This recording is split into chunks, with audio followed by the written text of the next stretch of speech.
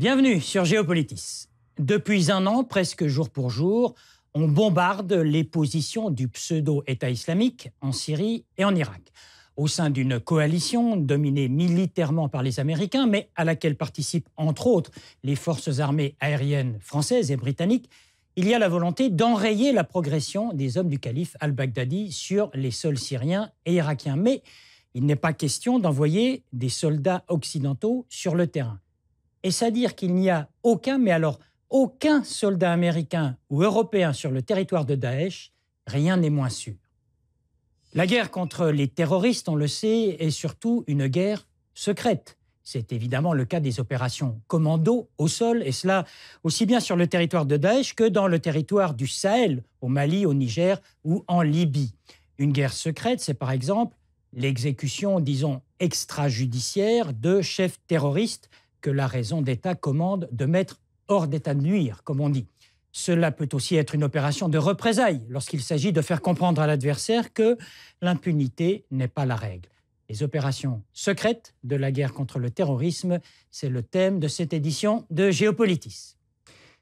On va tout de suite prendre un exemple. Vous avez encore tous en mémoire, bien sûr, l'attentat meurtrier contre Charlie Hebdo à Paris au mois de janvier dernier. Un attentat revendiqué au Yémen par un certain Nasser Ben Ali al-Anassi, membre du groupe Aqpa Al-Qaïda dans la péninsule arabique. L'homme s'était vanté de ses exploits. Il ne le fera plus. Il est mort.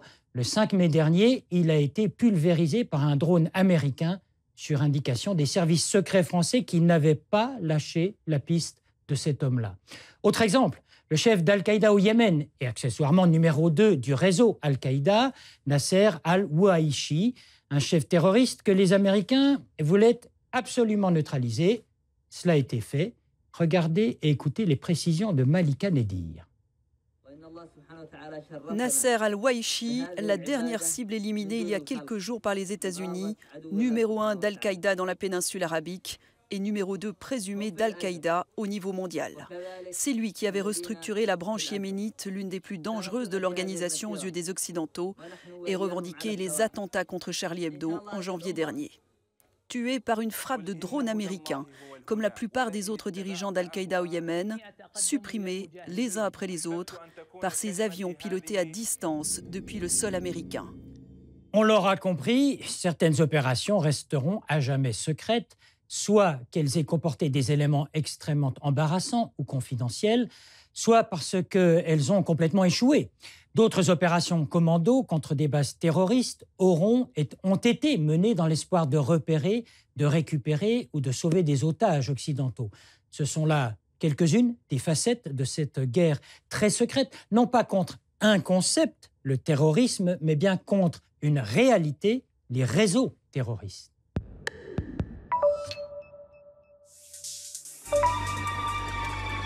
C'était le 16 mai dernier, en plein territoire syrien sous contrôle de Daesh, près de la ville de Raqqa.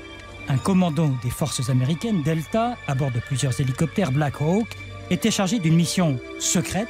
La cible, Abu Sayyaf, l'un des plus hauts responsables du pseudo-État islamique, l'homme en charge des activités économiques de Daesh, notamment dans le secteur du pétrole. Abu Sayyaf et une dizaine d'autres djihadistes ont été tués dans l'attaque qui visait leur quartier général. À des milliers de kilomètres de là, au cœur de l'Afghanistan, ce sont 2 responsables d'Al-Qaïda qui ont été éliminés après avoir été dûment repérés. Abu al-Kuwaiti, responsable des attaques terroristes menées dans le pays, ainsi, c'était en juillet dernier, ainsi que Abu al-Soudani, responsable pour sa part du recrutement et de l'entraînement des nouveaux combattants islamistes. Tout à fait secrète, en tout cas à l'époque, une action de grande envergure en Syrie contre un Français djihadiste, David Drugeon, alias Daoud, un ancien militaire français originaire de Vannes, en Bretagne, spécialiste en explosifs et devenu un élément essentiel du réseau terroriste nommé Khorasan, un réseau qui travaille notamment sur des explosifs liquides au service d'Al-Qaïda.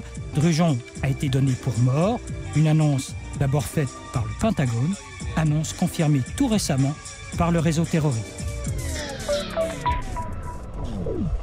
Il s'agissait bel et bien d'une opération de commando au sol pour tenter de sauver tout un groupe d'otages occidentaux, dont des citoyens américains, parmi lesquels se trouvait le journaliste James Foley. Barack Obama lui-même avait donné son feu vert. C'était au cours de l'été 2014. Les services secrets américains étaient en possession de détails précis concernant une maison proche de Raqqa, la capitale du pseudo-État islamique, la même où avaient été détenus des otages français. Mais quand le commando américain est arrivé sur place, les autres otages n'y étaient plus. James Foley et d'autres otages américains devaient par la suite être décapités par leurs bourreaux. Un autre otage, un Néerlandais, a eu, lui, la chance d'être sauvé par un commando français. C'était le 6 avril dernier. Tchejak Rijke, c'est son nom, était détenu au Sahel depuis 3 ans et demi.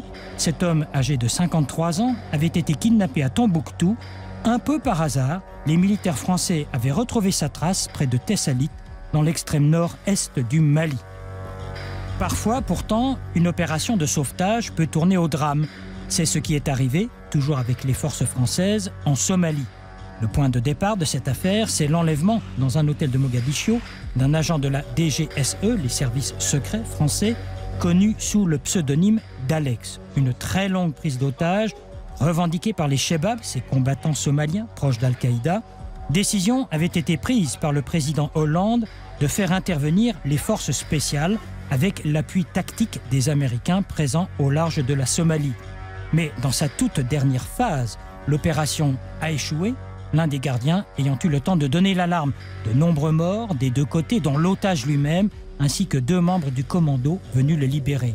Mais l'histoire ne s'arrête pas là, car 1 an et demi plus tard, sur renseignement de Paris qui avait décidé par principe de ne pas oublier et donc de neutraliser le chef des commandos, Ahmed Habib Godan, eh bien ce dernier, à bord de son pick-up, a été repéré par les services spéciaux français et le 3 septembre 2014, le véhicule et ses occupants étaient pulvérisés par un drone américain.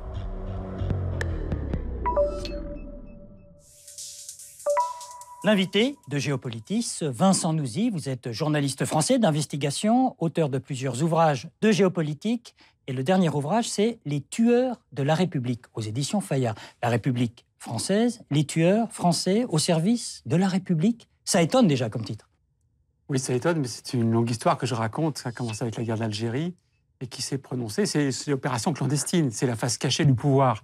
C'est ce que les services secrets font en cachette, sur ordre des présidents de la République, pour éliminer, neutraliser, enfin toute la sémantique que l'on veut, oui, des ennemis présumés de la France. Alors avant, c'était des indépendantistes algériens. Aujourd'hui, c'est les djihadistes dans le Sahel ou ailleurs.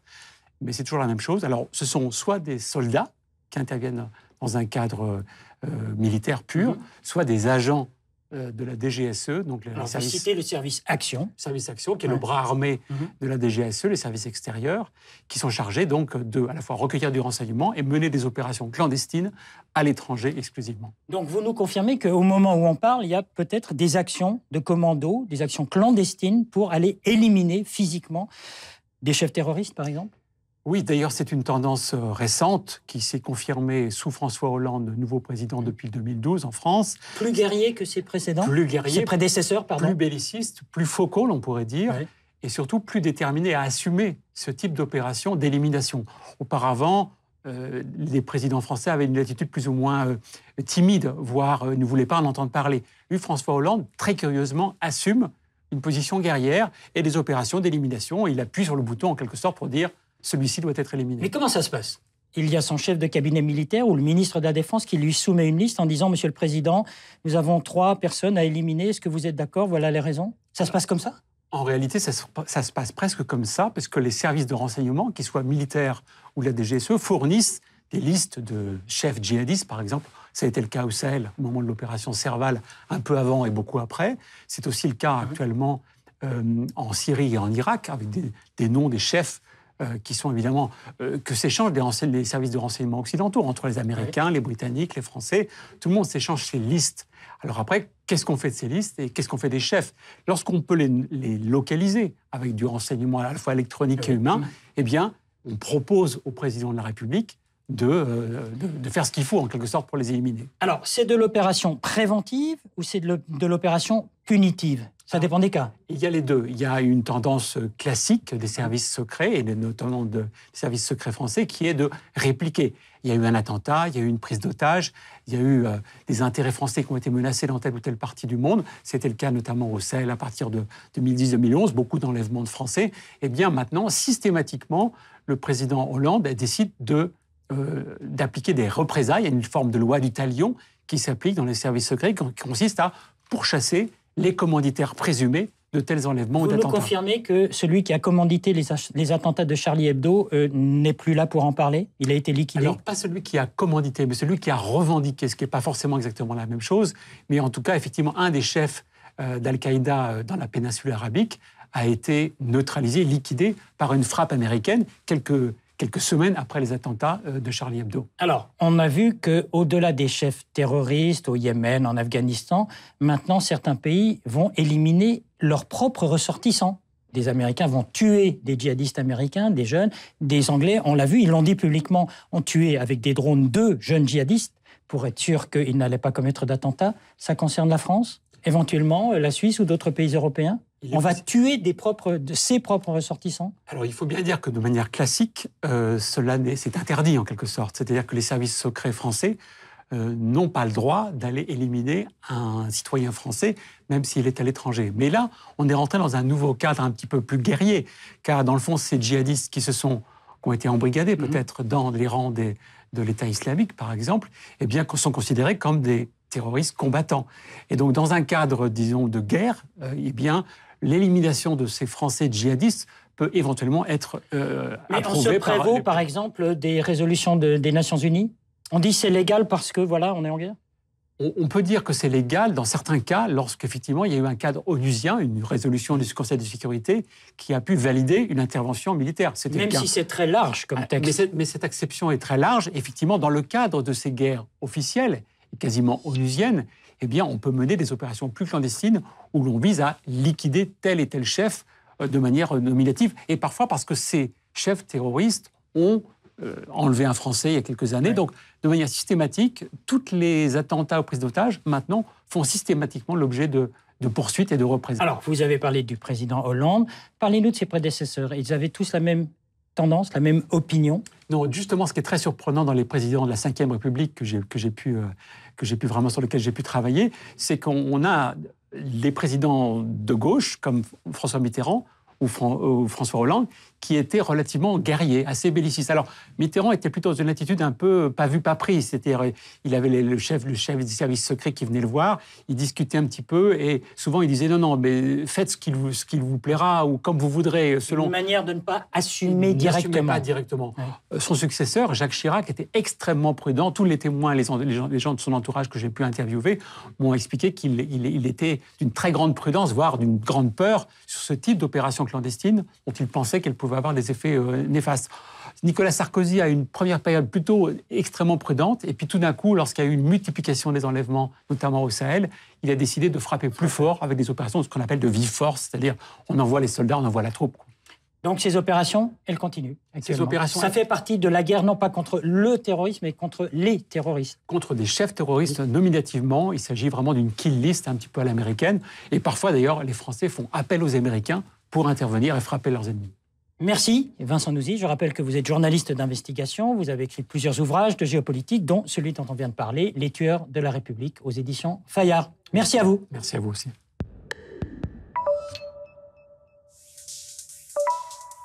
La raison d'État a ses raisons que le bon peuple, pour son bien, doit ignorer.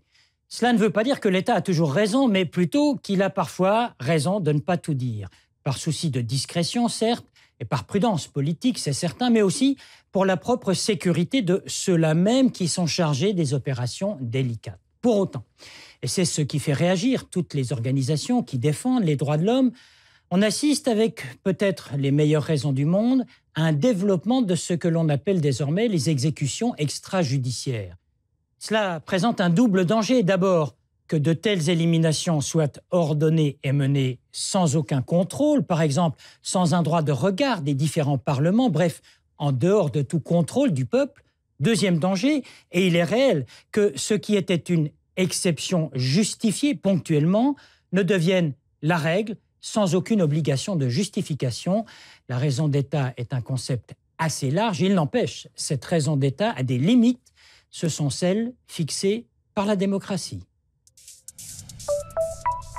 Et sur la page web de Géopolitis, préparée par Olivier Horner, vos réactions et commentaires à ce thème des guerres secrètes, des séquences vidéo, de l'infographie, des sites internet, notre page Vue du passé, la possibilité de podcaster cette émission de la RTS. Et vous êtes toujours les bienvenus sur Géopolitis.